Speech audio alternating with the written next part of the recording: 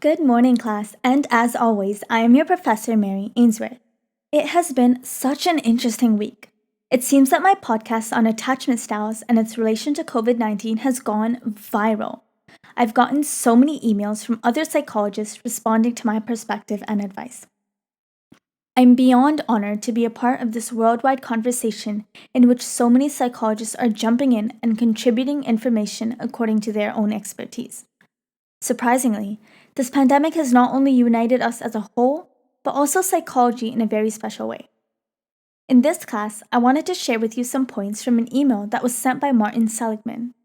For those of you who are not very familiar with Seligman, he is an American psychologist who contributed to the theory of learned helplessness, but is commonly known as the founder of positive psychology. Positive psychology might be a new term to you. It is the study of what makes life worth living, and it focuses on strengths instead of weaknesses and on building the good instead of repairing the bad. In Seligman's email, he mentioned that he believes positive psychology would be most beneficial for those living with the anxious attachment styles to help cope with COVID-19.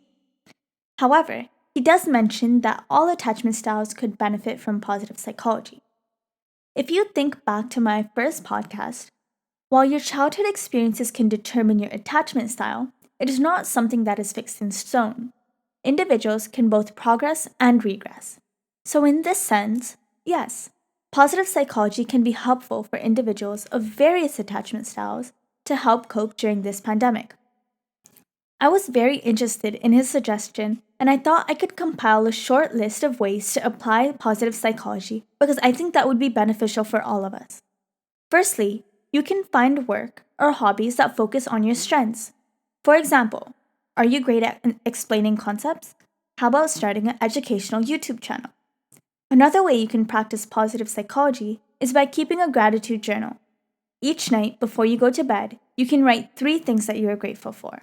And lastly, keep a future diary. In this diary, write about how your preferred future looks like. Who will you become as a person? And what will you achieve? So I think that's all for this class, but I will be here after class to answer any questions. But as always, feel free to post any questions to the discussion board. See you guys next week.